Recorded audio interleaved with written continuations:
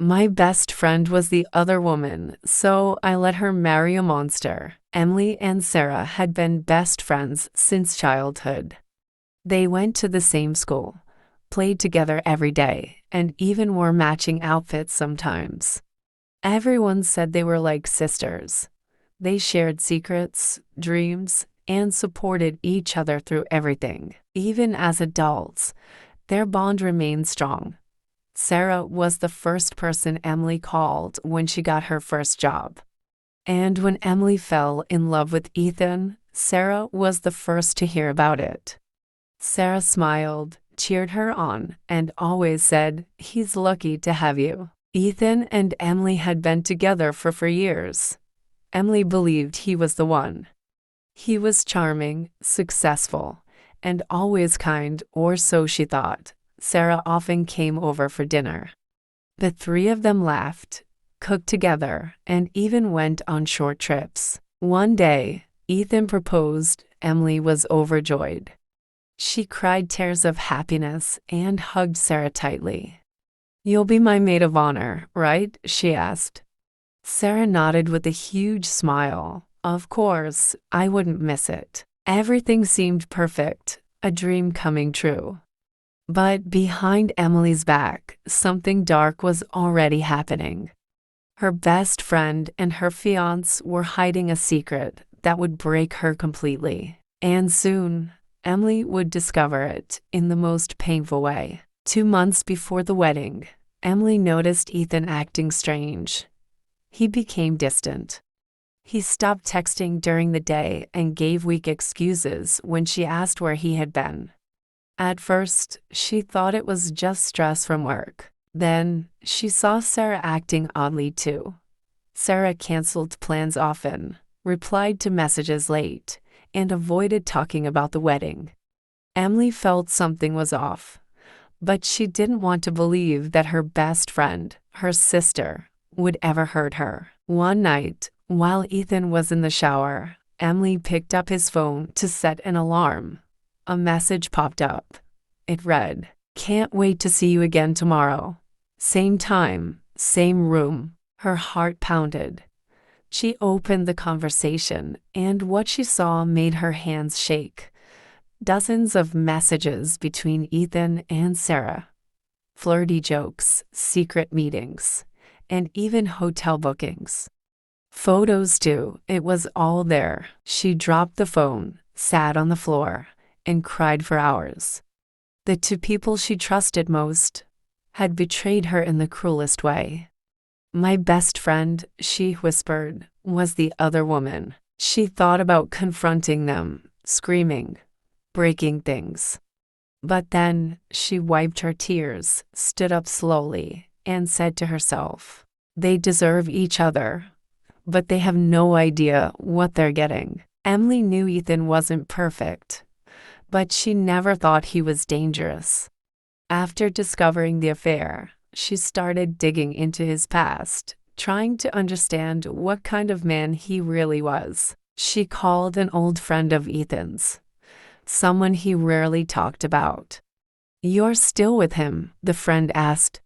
"I thought you left already." That sentence made Emily's heart stop. The friend revealed something shocking. Ethan had been engaged before. Twice. Both women ended up leaving him after he emotionally and financially abused them. "He's controlling," the friend said. "At first, he's sweet, then he turns cold and cruel." Emily did more digging. She found court records, restraining orders, and a blog post from one of his exes. Everything was real. Ethan had a history of lying, cheating, and ruining lives. Suddenly, everything made sense. How he always needed control.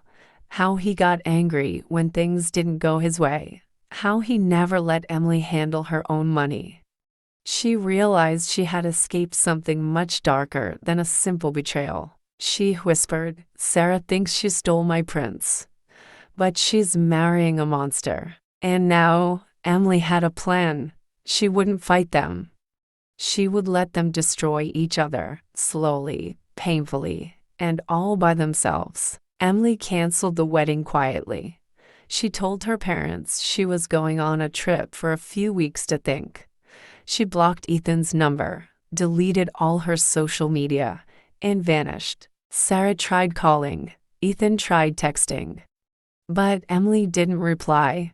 She didn't give them the satisfaction of a reaction. They thought she was heartbroken, too hurt to face them. In truth, Emily was free and smiling. 2 weeks later, Sarah posted a photo on Instagram, her and Ethan smiling, with a caption, "Sometimes love comes from unexpected places." Emily saw it through a friend's account and laughed. "Oh, Sarah, enjoy it while it lasts." Emily returned home quietly and started rebuilding her life.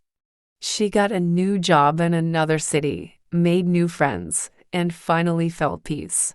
No more lies, no more fake smiles. Meanwhile, Sarah moved in with Ethan.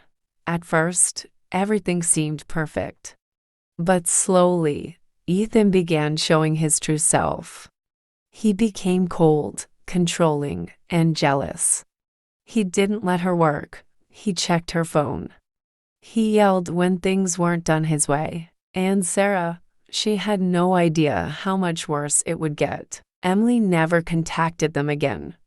But she heard things, through old friends, through rumors, and sometimes, directly from Sarah's cryptic online posts. Sarah stopped posting happy photos. Then she stopped posting at all.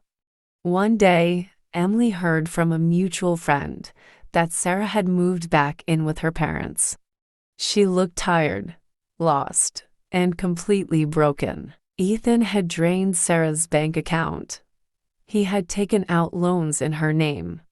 When she tried to leave, he threatened her. She finally ran, scared and ashamed. "She's not the same," the friend said. "She looks like she's been through war." Emily didn't smile. She didn't feel joy in her pain. She felt sad, but also at peace. Sarah had stolen her fiancé. She had broken the most sacred friendship. And now she had tasted what it was like to love a monster. One night, Sarah messaged Emily from a new number. "I'm so sorry. I didn't know what kind of person he really was. You were right. I should have never hurt you." Emily stared at the message for a long time, and then deleted it without replying. Some apologies come too late. Years passed. Emily built a beautiful life. She opened her own design studio, met kind people, and traveled the world. She never chased revenge. She didn't need to. One afternoon, someone asked her, "What happened with your old friend Sarah?" Emily smiled and replied she married someone she thought was a dream. But he turned out to be a nightmare. People were shocked, but Emily stayed calm. She had cried enough. Now, her heart was strong, her eyes open, and her soul free. Sometimes, she thought about Sarah and Ethan, not with anger, but with wisdom. She had been saved from a painful future. And the woman who betrayed her, she got exactly what she chose. Emily often sat near her window with a cup of tea, smiling softly.